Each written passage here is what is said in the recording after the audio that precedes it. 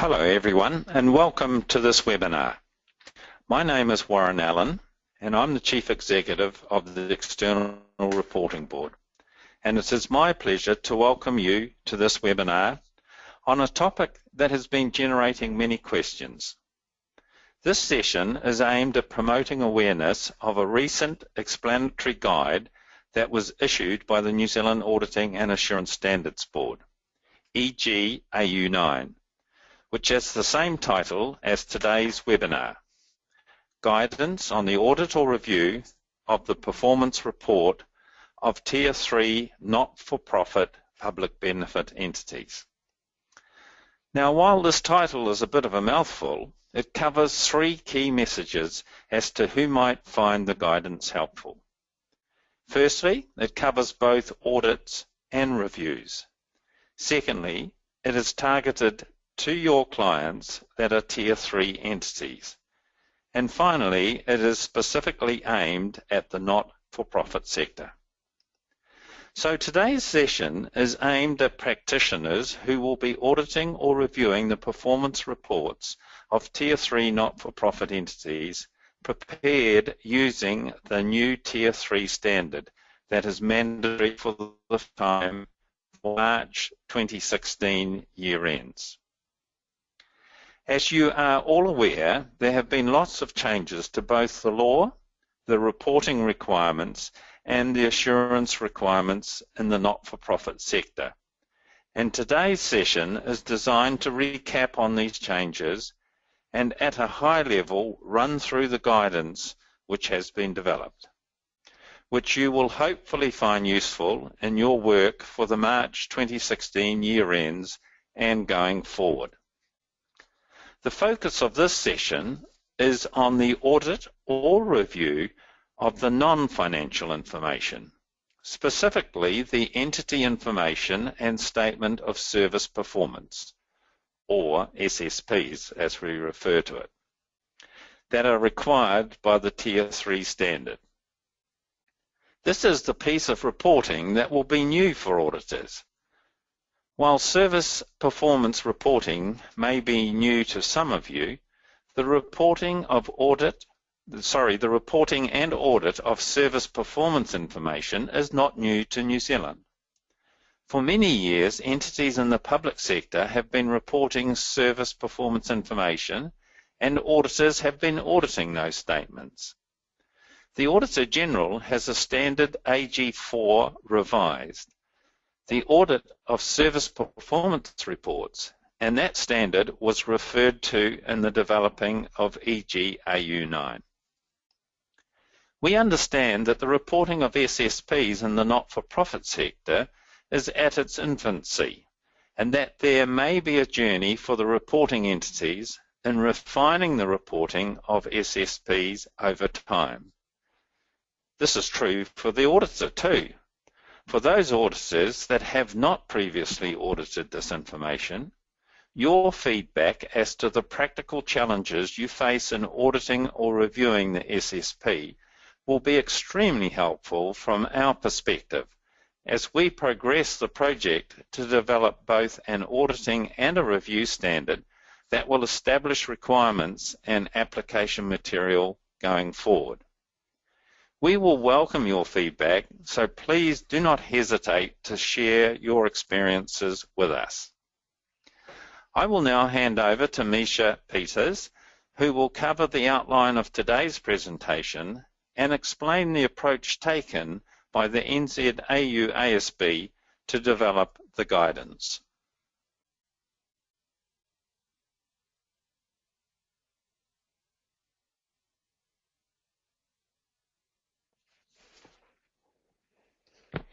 So good morning again and welcome. My name is Misha Peters. I'm a Senior Project Manager supporting the work of the NZAU ASB here at the XRB. It is my pleasure to introduce you to the NZAU ASB's guidance, which we hope you will find useful. As a brief outline, today's session will cover the assurance framework, which will provide context as to the approach taken to develop the guidance. Next, we will go through a high-level walk through the guidance To better understand how to apply ISAE NZ 3000 revised, that's the umbrella standard covering assurance other than audits and reviews of financial statements, to the entity information and the statement of service performance. This will include some examples. We're also going to try and include some illustrations and allow time for some questions and answers before we wrap up. As Warren mentioned in his introduction, the reporting and audit of service performance information is not new to New Zealand. For many years, entities in the public sector have been reporting service performance information, and auditors have been auditing those statements. While service performance information is required to be prepared for some public sector PBEs, these entities are not explicitly covered by the guidance EGAU 9.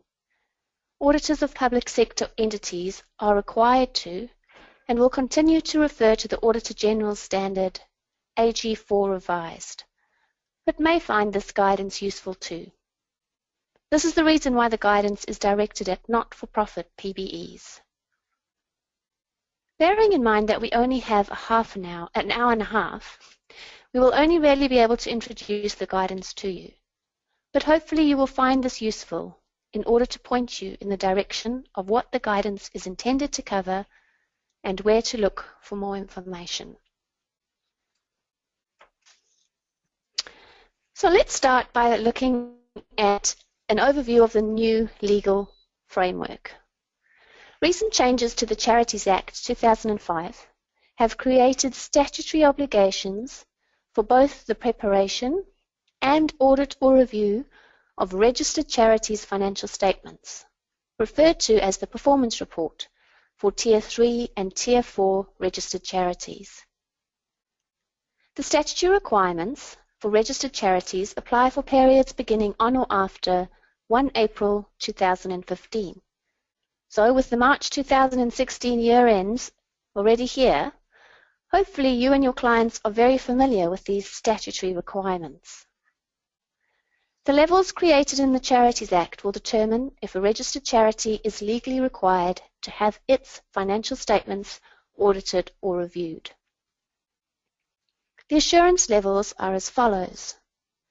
For those with operating expenditure of 1 million or more, an audit is required. If expenditure is between $500,000 and $1 million, the entity can elect to have an audit or a review. If operating expenditure is below the $500,000 level, then there is no statutory assurance requirement. Statutory assurance engagements must be performed by a qualified auditor.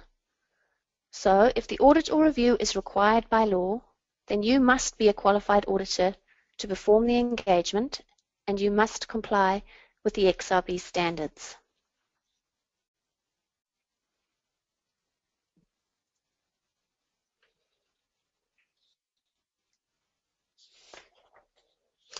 There are other NFP PBEs that are not registered charities to consider. Other not-for-profit entities that have a statutory audit requirement include not-for-profit friendly societies with operating expenditure over $125,000, as outlined in the Friendly Societies and Credit Unions Act of 1982. Also, not-for-profit Maori corporations with operating expenditure over $125,000 also have a statutory assurance requirement. At this stage, there are no proposed assurance requirements included in the Incorporated Societies Bill for societies that are not registered charities to have their financial statements independently assured. Assurance-related matters will be covered following the current round of consultation. We do get asked questions about assurance when there are no statutory assurance requirements, such as, do I have to be a qualified auditor to audit or review a small not-for-profit registered charity's performance report? Or even, do I have to audit the statement of service performance? The key here is that there are no legal requirements. So the answer to that question can vary. Your client may have operating expenditure of less than $500,000 and still be required to have some assurance for some other reason. For example, have rules or might be included in their trust deed, constitution or charter, or as a condition of receiving a grant, which may require some assurance, possibly an audit or review. These rules may dictate who may perform the engagement. Where there is no statutory assurance requirements, it is these rules that will determine the requirements. And if those rules are silent, then any practitioner can perform that engagement, and it does not need to be performed by a qualified auditor. The same logic applies to the question, do I have to audit or review the statement of service performance? If there is a statutory assurance requirement that the financial statements be audited or reviewed, this includes the statement of service performance. But if your client does not have a statutory requirement to audit or review the performance report, that an entity may still opt to have such an audit or review, or they can also opt to only have part of or an element of the performance report audited. For example, they may only want the bank balance audited, or assurance that a grant has been spent in compliance with the grant requirements. For smaller registered charities, there is no statutory requirement for the service performance information to be audited, and therefore it can be voluntarily opted in or out by the entity depending on their assurance needs or the assurance needs of the users of their performance report. So in summary, if your client has no statutory assurance requirement, there could be a range of possible assurance engagements performed by a range of different people. The rules and/or opt-in requirements will vary and will be specific to those circumstances. The NZAUASB will also be commencing some research to better understand assurance needs if there are no statutory assurance requirements, and the outcome of this research will inform future consideration of whether some new simple assurance engagement should be developed for smaller entities.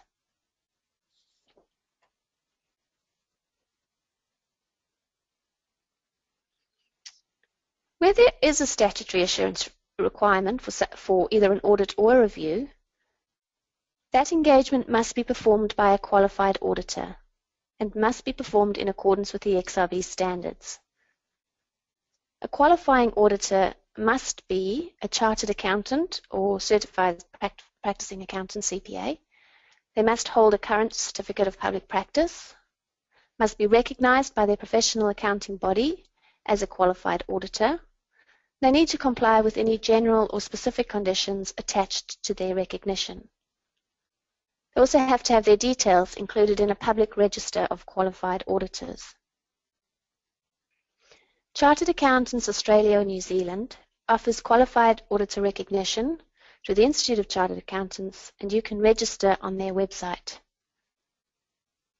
We understand that there is currently no application fee for individual members applying to be recognised as qualified auditors, and there is no annual fee for maintaining recognition. A company can also be recognised as a qualified auditor if it meets certain requirements. More information on becoming a registered qualified auditor is available on the Institute's website, and CPA Australia is the other professional body which also provides a qualified auditor recognition.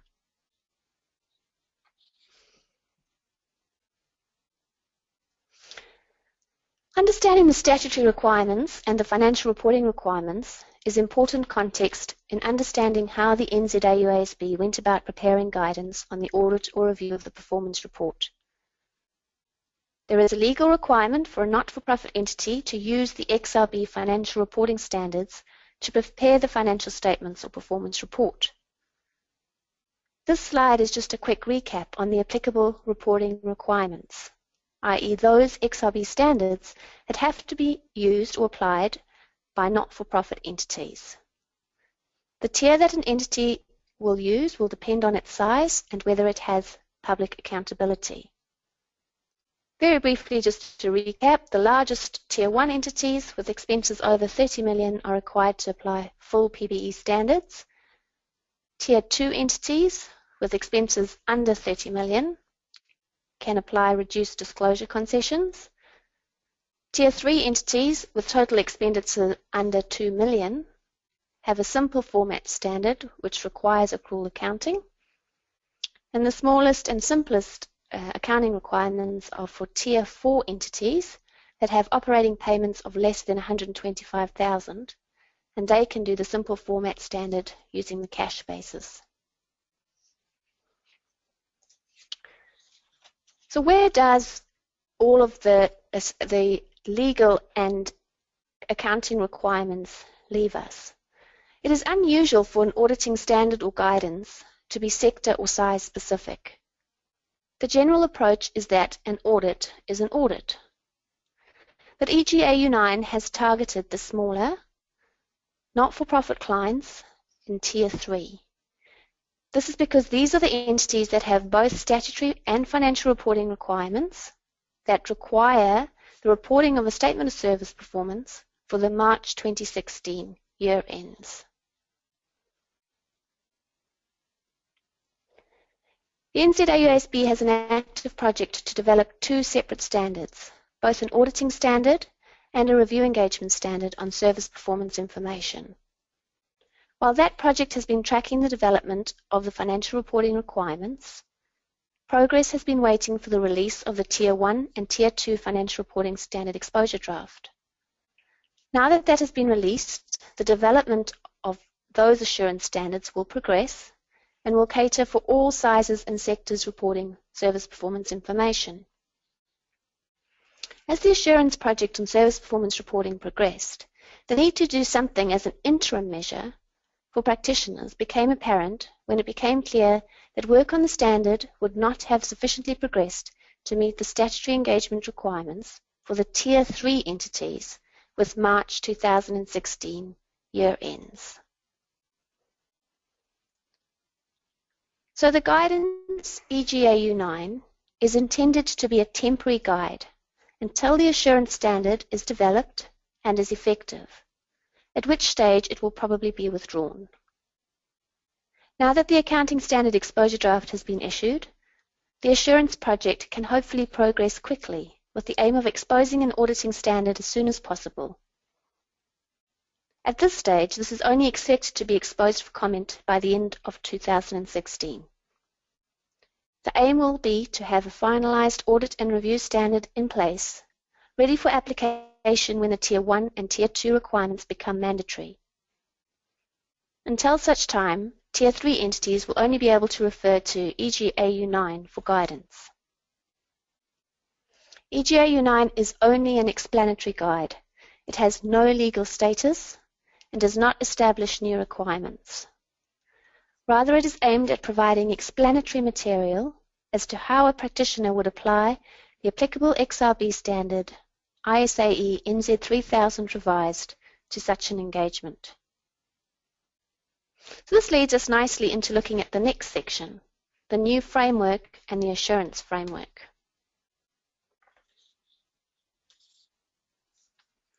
Why did the NZAUASB decide guidance was even needed? The Tier 3 standard introduces non-financial information, for want of a better term, into the performance report, and this information is subject to the statutory assurance requirements. Today's session is not going to cover the accounting requirements. There are webinars on the XRB website that you can refer to recap the financial reporting requirements. But as an overview, a performance report prepared in accordance with the Tier 3 standard comprises of, firstly, traditional but simplified financial statements, next, a statement of service performance, and also includes entity information. The objective of the performance report is to provide information that is useful for accountability and decision-making. PBEs, by definition, provide goods and services for community or social benefit, not with a profit focus. Users need information about the goods and services provided together with the financial information, to assist in making decisions about which NFPs to support, and also to hold those NFPs accountable for the funds that they receive. This information tells a more complete story. Those three elements, the financial statements, the statement of service performance, and the entity information, which is captured by the arrow on the screen, are subject to statutory assurance. There may be other information presented in a type of annual report, but this is not required by the Tier 3 standard and would be treated by the auditor as other information under the auditing standards ISA NZ 720. The auditor is required to read that other information for consistency with the performance report, but not audit that other information. As you can see, the entity information and the SSP, however, are subject to statutory audit or review. The service performance information and entity information includes mostly non-financial information. Whilst most practitioners are familiar with and have audited or possibly reviewed the financial information in the performance report, you may be less familiar with auditing or reviewing the statement of service performance and entity information. What is required to be reported as service performance information by the Tier 3 requirements includes 1. Need to describe and quantify to the extent practicable the services that the entity has delivered for the current year, as well as describe the outcomes.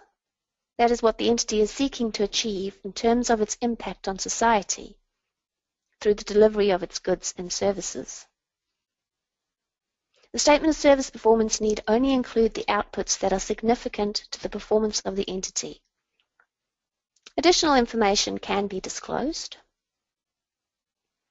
What is required to be reported as entity information includes the entity's name, type, legal basis, the entity's purpose or mission, a description of the structure of the entity's operations, the main sources of the entity's cash and resources, the main methods used by the entity to raise funds, an entity's reliance on volunteers and donated goods and services, and any additional information that is considered essential to users' overall understanding of the entity. We will have a chance to have a look at what a SSP and completed entity information looks like as we go through this morning's presentation. This non-financial information is not covered by the auditing standards, that is the ISAs NZ or standard 2400. The ISA and the ISRI NZ are in the context of historical financial information. Historical financial types of information, which, when doing an audit of funds, you would use the ISRI NZ. The ISAs NZ and ISRIs NZ sit on the green side of the assurance framework.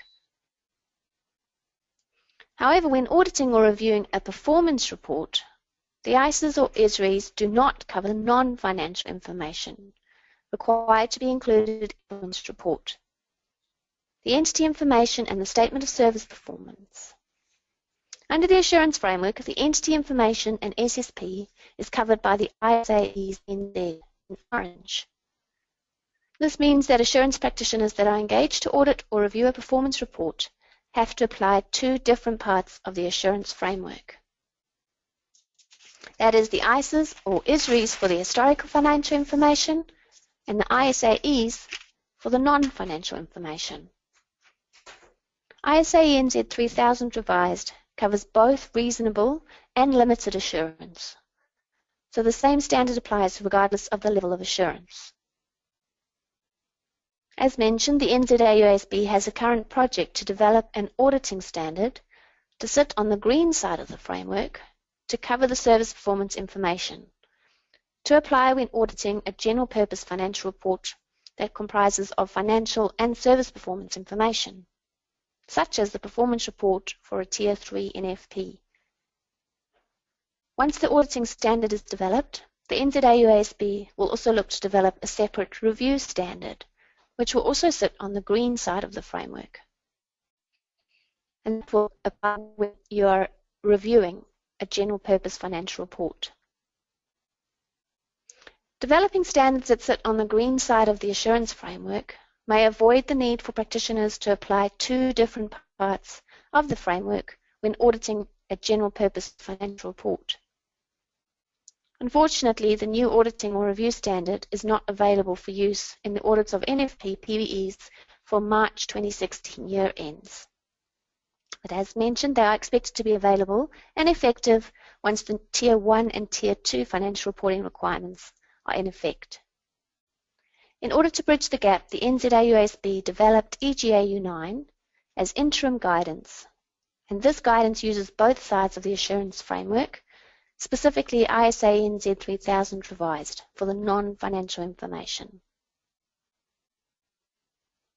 As Warren mentioned in his introduction, we understand that the reporting of service performance information, specifically in the not-for-profit sector, is at its infancy, and that there may be a journey for reporting entities in refining the reporting of SSP over time. This is true for the auditor too, for those auditors that have not previously audited this information. Your feedback as to the practical challenges you face in auditing or reviewing the SSP will be extremely helpful from the perspective of the NZAUASB as the project to develop both the auditing and review standards progress. And we could use such feedback in establishing both requirements and application material going forward. The one advantage of having the guidance in place as a precursor to the standard is that we can make use of your feedback to better shape the standard. So do think with us when we consult on the standards later this year.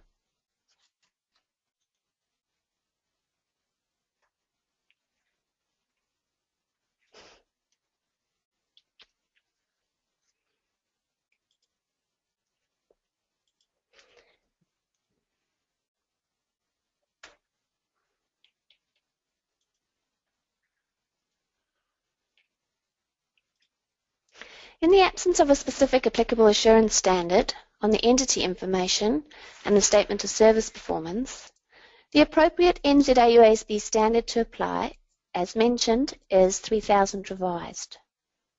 The NZAUASB developed EGAU 9 to assist assurance practitioners that are engaged to either audit or review a performance report until such time as the assurance standard is. It provides guidance on how to apply ISA NZ 3000 revised to form a conclusion about whether the entity information and the statement of service performance included in the performance report of a Tier 3 PBE entity is fairly stated to enable a conclusion to be expressed on whether the overall performance report is fairly presented. The assurance practitioner must comply with both ISA NZ 700 or the applicable review standard, and ISA NZ 3000 revised to prepare the audit report. The guidance includes illustrative reports in the appendices, and you will see that these illustrations refer to both ISAs and ISAEs. Even though the assurance standards differ for financial and non-financial information, the principles are the same, and the work performed on one type of information can often be used for both purposes. We hope that EGAU 9 will assist the practitioner to accept, plan, perform, and report in the most efficient way by highlighting areas that are common to both financial and non-financial information, as well as highlighting areas where there are differences. This is to enable the practitioner to perform the work concurrently, efficiently, and in an all-encompassing manner. So hopefully you now understand the approach taken by the NZAUASB to develop the guidance. Next, I will hand you over to Sylvia van Dijk, who's Director of Assurance Standards, who will walk you through the guidance briefly, highlighting some key considerations. Over to you, Sylvia.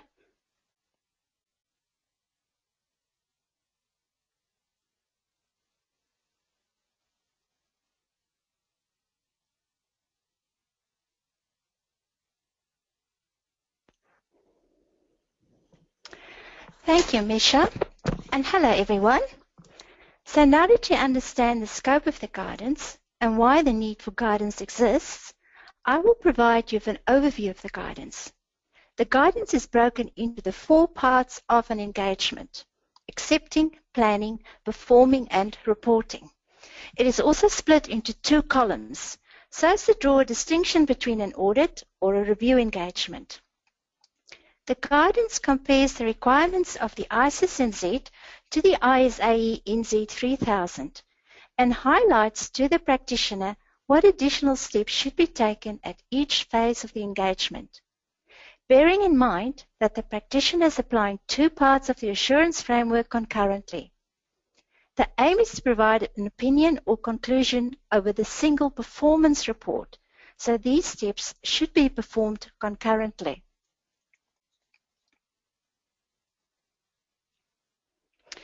Before we look at each step of ISA NZ 3000 specifically, I want to look at what the working group that developed this guidance referred to as the 2-step approach, which has impacted the development of the guidance at each stage of the engagement process. Forming a conclusion on the statement of service performance will involve a 2-step process. Firstly, assessing the selection of information reported. The entity must select what outputs, outcomes, and quantification methods to use in its reporting of service performance information. The accounting standard requires that the information meet the qualitative characteristics of relevance, reliability, comparability, and understandability. The second step is to verify the information at the assertion level. If the practitioner concludes in step 1 that the selection of information reported does not meet the qualitative characteristics, there is little value in verifying those outcomes or outputs at the assertion level. That is, that the outputs and outcomes are complete, exist, are accurately reported, are reported in the correct period, etc. If the practitioner can foresee that the selected information will not meet the qualitative characteristics, then the statement of service performance will not achieve fair presentation. Whilst the selection of the information is the responsibility of the entity, if the practitioner considers that the selection does not meet the qualitative characteristics of the accounting standard, this should be raised with those charged with governance as early as possible so that agreement can be reached. If no agreement can be reached, the practitioner would not work to verify the information. Rather, the conclusion on the SSP would be modified. Work would continue to verify the financial information, however. This 2-step process is a key difference in performing an audit or review of a performance report and has been emphasized throughout the guidance at each stage. Let's have a look at each stage and give you a flavor of the key aspects for consideration. The first stage is the acceptance of the engagement to audit or review the performance report.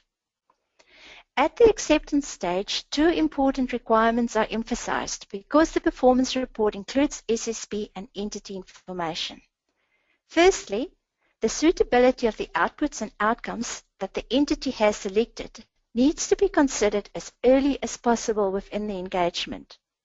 This is step 1 that I explained in the previous slide. The identified outcomes and outputs will be suitable if they meet the qualitative characteristics of relevance, reliability, comparability, and understandability. I will explain this further along in the presentation. If the assurance practitioner considers that the identified outputs and outcomes are unsuitable, this should be discussed with those charged with governance at the earliest possible stage so that the suitable outcomes and outputs can be agreed. If no agreement can be reached, the practitioner will continue to audit or review the financial information, but would stop work on the SSP and issue a modified conclusion on the SSP, either qualified or a disclaimer, depending on the extent. The other factor that is highlighted is the changes needed to the engagement letter. Firstly, in preparing an engagement letter, the practitioner is engaged to audit or review the performance report, and Therefore, there will be one engagement letter over the financial and non-financial components. There are extra engagement letters for both the audit and the review in the appendices to the guidance. The illustrations have highlighted where the engagement letter for an audit or review of a performance report differ from the engagement letter of an audit or review of financial statements. This will give you a flavor of how to amend your templates to cater for the SSP and entity information. The second change for the engagement letter is, in reaching agreement on the terms of the engagement, the practitioner needs to obtain agreement from those charged with governance that they accept responsibility for identifying outcomes and outputs that meet the qualitative characteristics in line with the accounting requirements, and the preparation of not just the financial statements, but also the SSP and entity information. Next, we move on to the planning phase. The planning of the audit or review of the performance report should cover the financial information and the SSP and entity information together in order to perform the engagement in the most efficient way. Two areas to highlight in the guidance: materiality. Materiality is determined for the purposes of assessing the risk of material misstatement. The basis and level of materiality applied to outcomes and outputs and entity information will differ from the materiality determined for the financial information. This will be based on the practitioner's judgment about the size of misstatements that are likely to influence users' understanding on the entity and decisions that users, like funders or members, will make. Materiality refers to relevance and significance of an issue to the entity and to the users of the report. Determining materiality will require the use of professional judgment. Guidance on materiality in the accounting standard may be useful to refer to. As part of planning, it is also necessary to obtain an understanding of the subject matter and engagement circumstances.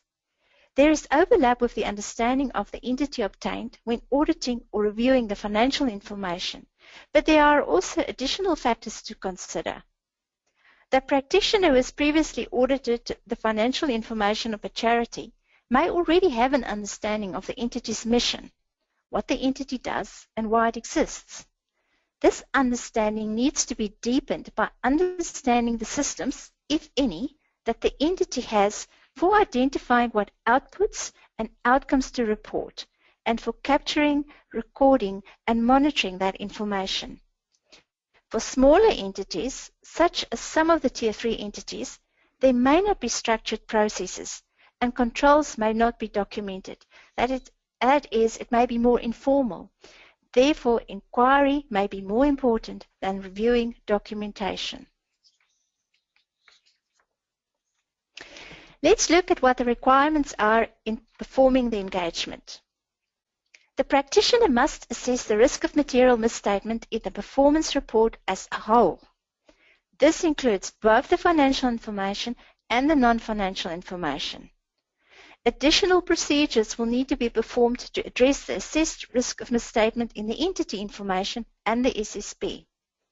As mentioned for the SSP, this assessment is a two-step process, assessing the selection of what outputs and outcomes are reported and then verifying the accuracy of that information. I will cover this two-step process in more detail in the following slides. Understanding the internal control environment may help, but for smaller entities, there may not be many controls, especially in the early years of reporting SSP. That is, the controls may improve as entities get used to reporting this information. So substantive procedures may be more useful. In rare circumstances, in the absence of controls, it may be impossible to obtain sufficient appropriate evidence. There is an example of a modified conclusion to address such a scenario in the appendices at the back of the guidance. In obtaining written representations, it is important that the representations cover the entity information and the SSP too. acknowledging the responsibility for the selection of outputs and outcomes, and then for the preparation and fair presentation of the information. There is an illustrative representation letter in the appendix to the guidance. Now, for statutory assurance engagements over the performance report, the SSB and the entity information are part of the performance report and are subject to the assurance engagement. However, if it is a voluntary assurance engagement, these components may be voluntarily scoped out of the engagement. In this case, they would be treated like other information. There may also be other information reported in a report containing the performance report. In this case, ISA NZ 720 would apply to the other information. Now, before we look at an example of entity information and a statement of service performance, I will explain what step 1 involves. That is, assessing the suitability of the selection of outputs and outcomes.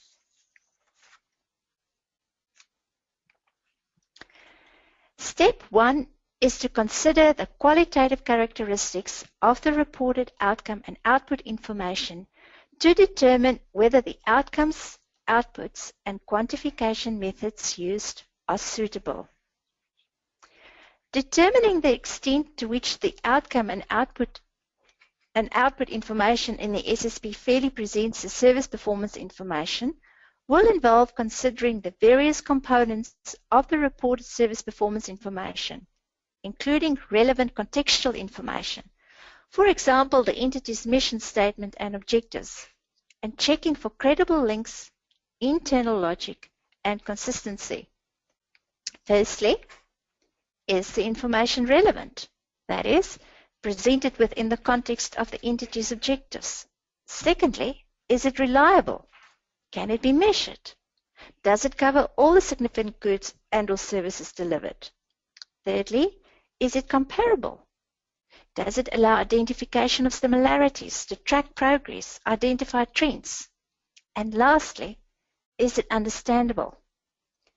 The assurance practitioner is not expected to have expert knowledge about the entity and to form a conclusion about what outcomes and outputs should be reported.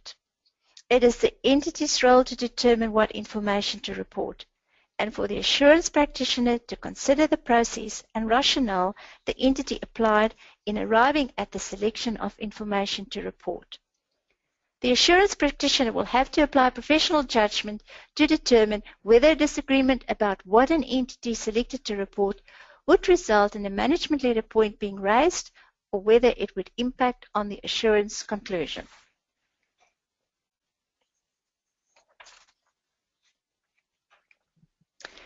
Now, this extract of an example of entity information has been taken from a guidance booklet prepared by Charity Services.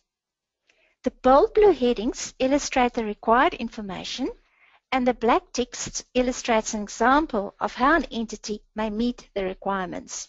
For example, as Misha mentioned earlier, the requirements are the entity's name, the type of entity, and legal basis, if any, the entity's purpose or mission. In this example, the mission is to empower parents to make informed choices throughout pregnancy and birth and to parent with confidence. The description of the structure of the entity's operation, the main sources of the entity's cash and resources, in this case the entity relies on grants, the main methods used by the entity to raise funds, the entity's reliance on volunteers and donated goods and services, and any additional information that is considered essential to users' overall understanding of the entity. Now, determining whether the entity information is fairly presented should be relatively straightforward. The information is factual and mostly easily verifiable. The entity's constitution or rules document is a good source of entity information and will not change much from year to year.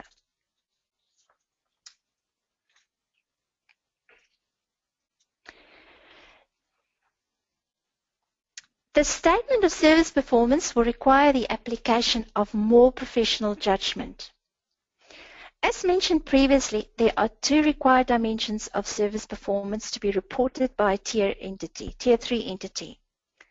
The first dimension is to describe the outcomes that the entity is seeking to achieve or influence through the delivery of services. That is, what the entity is seeking to achieve in terms of its impact on society. Here is an example of a description of the entity's outcomes.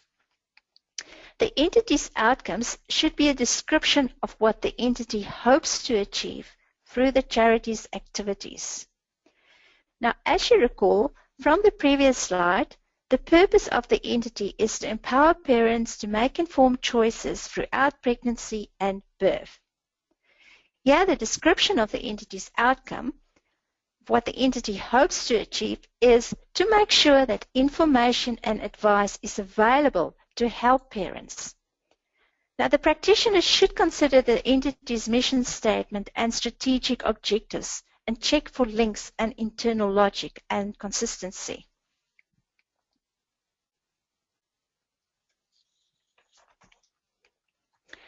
The second dimension required to be reported by the entity is to describe and quantify to the extent practicable the outputs. That's the goods or services the entity has delivered for the current year. Here is an example of a statement of service performance. These are the significant activities that Parent Network Aotearoa have undertaken during the year to help it achieve its purpose. Now, the outputs are the significant activities that have kept the charity busy throughout the year. Most outputs can be counted, but the entity does not have to do so if it's not practical. It is the entity's role to determine what information to report. The practitioner considers the process and the rationale the entity applied in arriving at the reported outputs and the quantification methods used. As I mentioned before, step 1 is to assess whether the reported information is relevant, reliable, comparable, and understandable. That is to determine whether the reported information is suitable.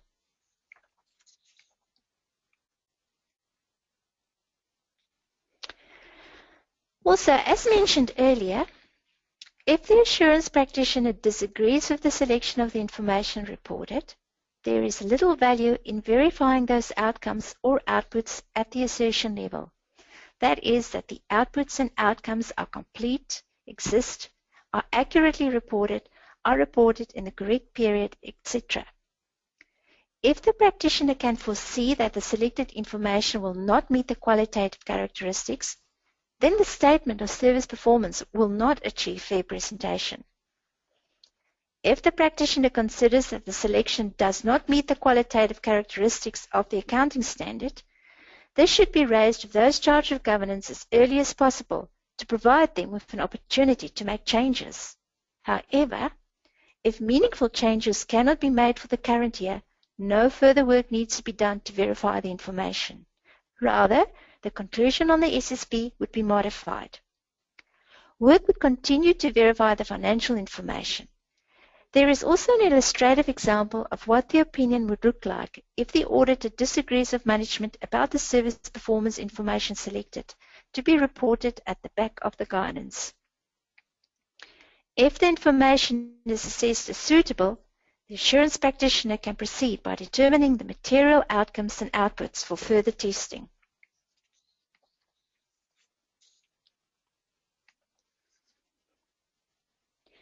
The mix of procedures to be performed may vary compared with the mix used in regard to the financial information, but the nature of the entity information and the information in the SSP does not alter the level of evidence required. The mix of the procedures to perform is also dependent on the level of assurance required, that is, whether it is an audit or a review. Understanding the internal control environment may help, but for smaller entities, there may not be many controls, especially in the early years of reporting. So substantive procedures may be more useful. In rare circumstances, In the absence of controls, it may be impossible to obtain sufficient appropriate evidence. There is an example of a modified conclusion to address such a scenario in the appendices at the back of the guidance. The quality of the systems used to record and control results and the nature and quality of evidence available about the reported measures may have an effect on the mix of tests used. For instance, weak recording or information systems may force the auditor to use primarily substantive procedures rather than a systems-based approach. In some rare cases, the absence of control activities or of other components of control may make it impossible to obtain sufficient appropriate evidence.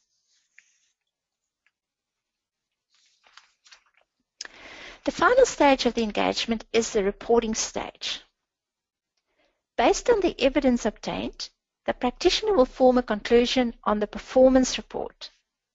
With respect to the SSP, fair presentation is achieved if all material output information is included, the output information meets the qualitative characteristics, and the results can be substantiated. If the practitioner identifies an issue with the SSP and decides to modify the conclusion, the practitioner should consider whether the modification relates just to the SSP or whether it applies to the performance report as a whole. In many instances, a modified conclusion on the SSP will not impact upon the conclusion on the financial information. Similarly, if the practitioner has identified an issue in the financial statements and decides to modify the conclusion on the financial statements, the practitioner must then also consider the impact of that modification on the SSP and the entity information. This may require the application of professional judgment. Examples of modified opinions are included in the appendix to the guidance. These deal with modifications to the SSP only, as while modified opinions are not expected to be common, it is even more unusual that a modification of one element in the performance report would impact on the conclusion as a whole.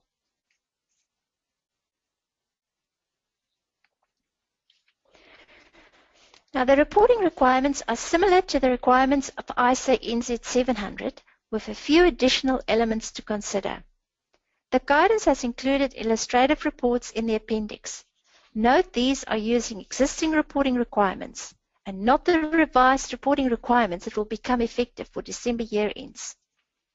Importantly, the reports refer to both sides of the assurance framework, ISA's NZ for the financial information and ISAE's NZ for the entity information and the SSP.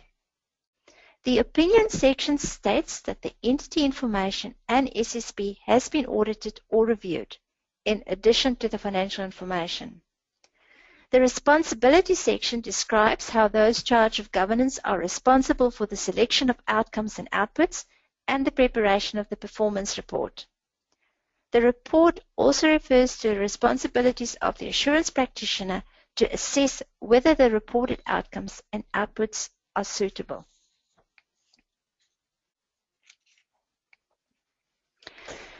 Now, this is an extract from the illustrative audit report as to what an opinion would look like that covers all aspects of the performance report. A deals with step 1, the selected outcomes and outputs to report. It says, in our opinion, the reported outcomes and outputs and quantification of the outputs to the extent practicable in statement of service performance are suitable. B deals with a fair presentation of the performance report and is broken up into bullet points to cover all aspects of the report. That is, the entity information, the service performance information, and the elements of the financial statements.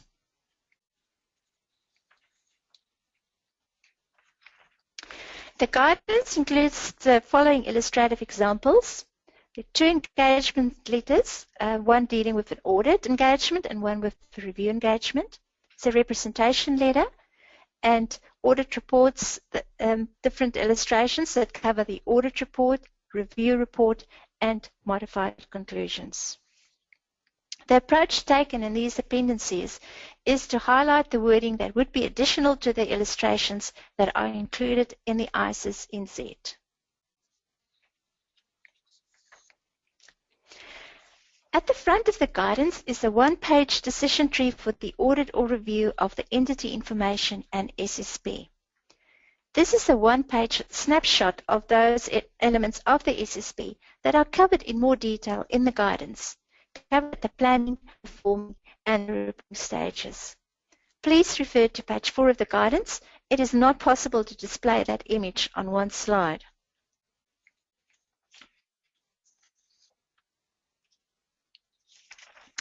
Well, we have now come to the end of the presentation.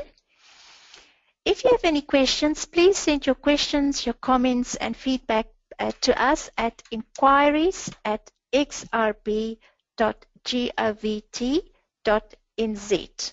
I will now hand you back to Warren Allen for the wrap-up.